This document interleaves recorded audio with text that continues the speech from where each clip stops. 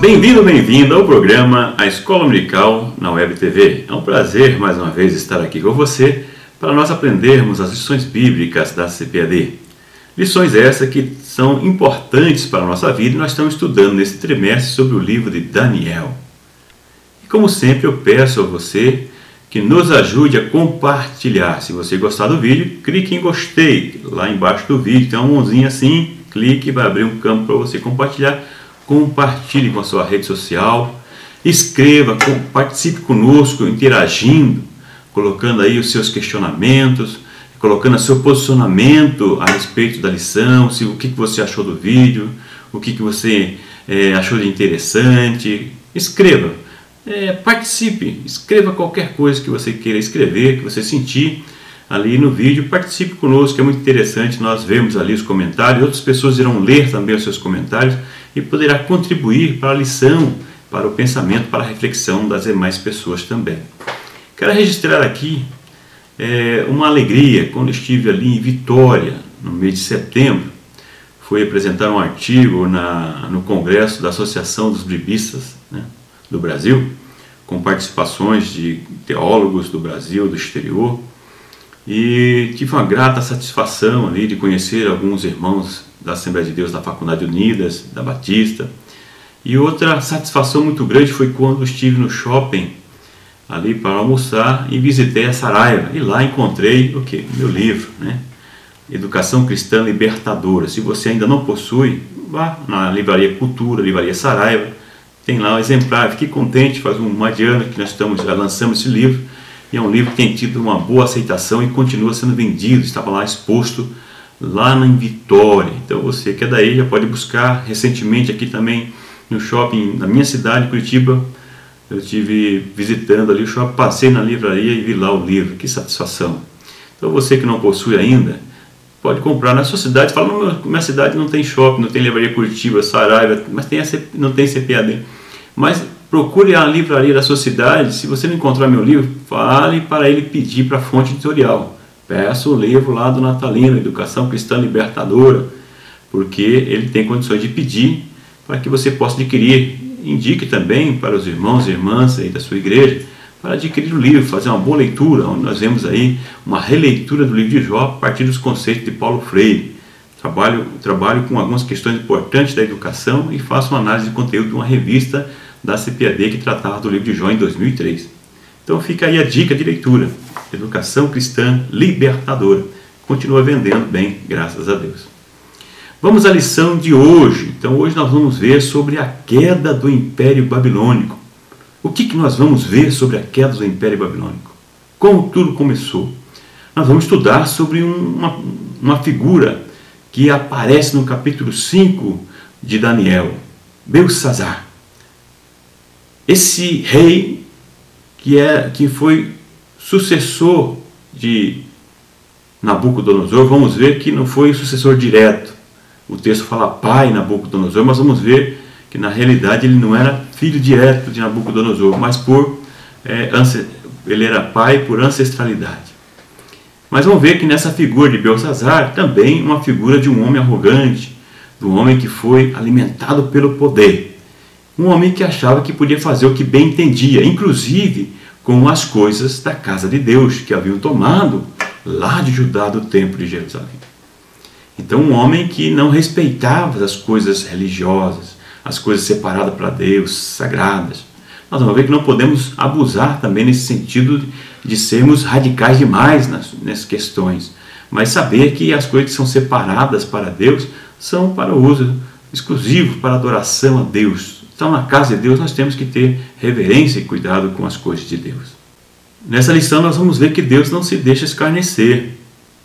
O homem chega a um limite. Por mais que brinquem com Deus, que brinquem com as coisas de Deus, chega um momento em que Deus diz basta.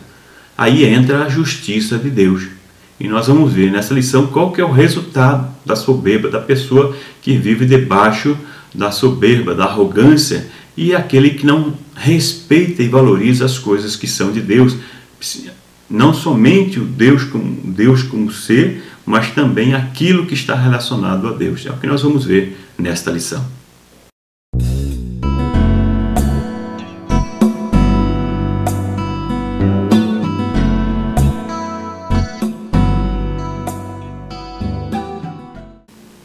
Então, o que provocou a ira de Deus? O que Belsassar fez que irritou tanto assim a Deus? É o que nós vamos ver nesse tópico. Mas antes, quando falei ali da linha sucessória do reino de Nabucodonosor, é importante você situar quem era esse Belsassar. Deixa aí para você, como eu deixo no arquivo de slide, mais uma vez lembrando, você que não está acostumado com os nossos vídeos, você pode entrar lá no meu blog, pode entrar no meu canal Share, ou no canal YouTube, ou na Rede Meu Amigo. Você pode baixar ali o arquivo de slides, que é o arquivo que eu utilizo aqui para fazer o comentário com vocês. Esse arquivo você pode baixar o vídeo, ou melhor, visualizar o vídeo, ouvir o vídeo, e ao mesmo tempo no seu computador visualizar ali o arquivo de slide e você ir acompanhando os meus comentários com as frases que eu deixo no arquivo de slide para você ir passo a passo aproveitando e aprendendo da lição. Então, deixo aí para você acompanhar comigo a linha sucessória de Nabucodonosor para você saber aonde que situa Belsassar. Nabucodonosor morreu em 562, né, e sumiu seu lugar Evil-Merodach. Ele ficou pouco tempo, apenas 2 anos no poder, morrendo em 560, e Nabonido, que é o pai de Belsassar, que é a personagem principal que estamos estudando, ele assume em 556, e nós vemos que Belsassar foi corregente com Nabonido por um bom período.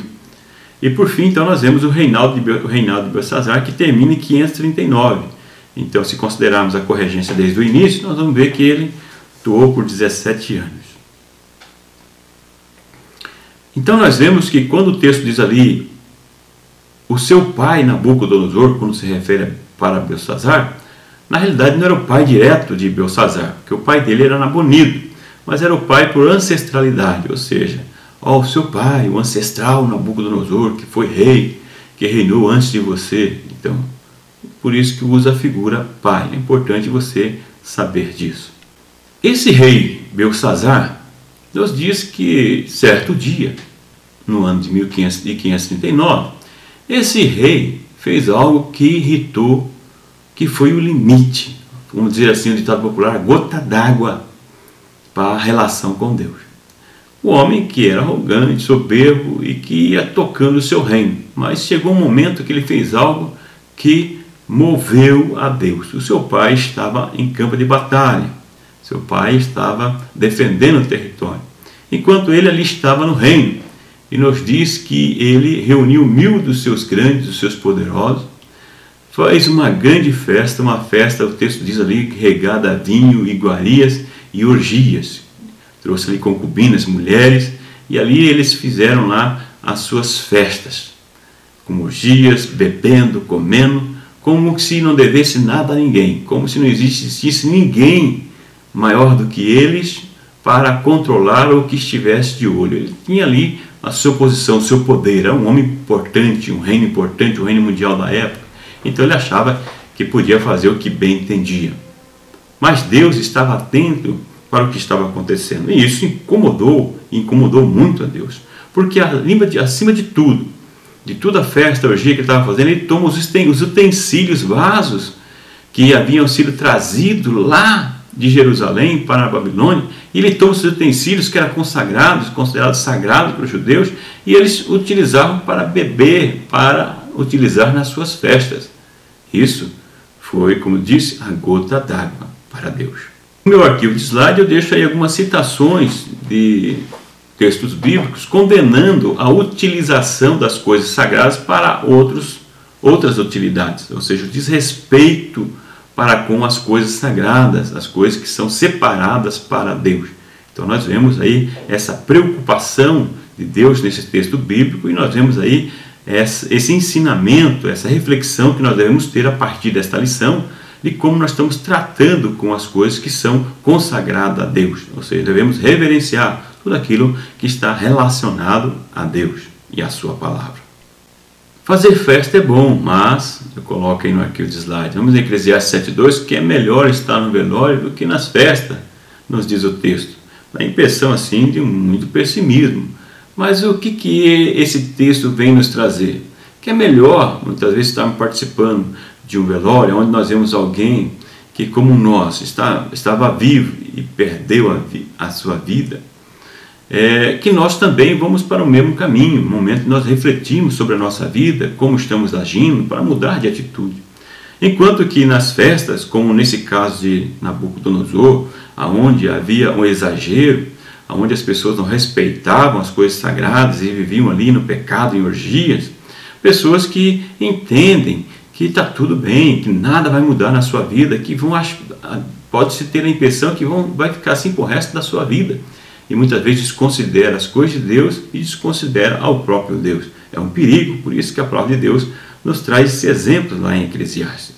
Ele estava achando que tudo estava correndo bem, Nabucodonosor, seus grandes, na festa, tudo correndo bem. Enquanto isso, seu pai estava em campo de batalha, nos diz Elianai Cabral. Veja aí a citação que Cabral nos deixa no seu livro. Enquanto seu pai Nabonido estava no campo de batalha defendendo o reino da Babilônia contra as forças dos Medos e dos Persas, ele pouco se preocupava, senão satisfazer suas paixões. Elianai Cabral, na página 79. Então aqui Cabral já comenta, o pastor Elianai comenta aqui sobre onde estava o pai de Belsazzar, ou seja, no campo de batalha. Foi destruído, foi derrotado, e eles então se aproximam da Babilônia, se aproximam então da cidade fortificada que tinham como indestrutível. Enquanto isso, Belsazzar, em vez de cumprir a sua função como líder, de se preocupar com aqueles que estavam sob seu comando, ele estava a seu bel prazer, desfrutando das coisas que estavam à sua disposição, ou seja, que ele achava que poderia tomar posse e fazer o que bem entendia. Como muitas pessoas hoje, que também acham que pode fazer o que quer, mesmo na casa de Deus, que são donos da igreja, são donos de departamentos e assim por diante, acham que faz o que quer. Cuidado, porque se você tem essa atitude, um momento, a gota d'água vai chegar e Deus vai tratar com a sua vida. Então é importante nós termos uma vida de adoração a Deus, de humildade, e buscarmos fazer o que é bom para a coletividade, não abusarmos daquilo que foi colocado à nossa mão para fazermos ou na nossa mão para utilizarmos. Sabemos que existe um Deus acima de tudo que está vendo todas as coisas. Belsazzar não se preocupava com isso.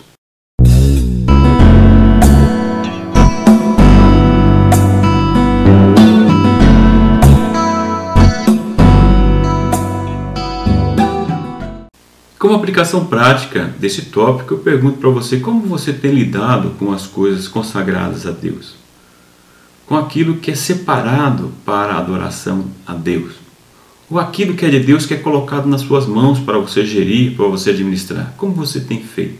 O que você tem feito? Como tem sido as suas festas? Como você tem participado das festas aonde você vai?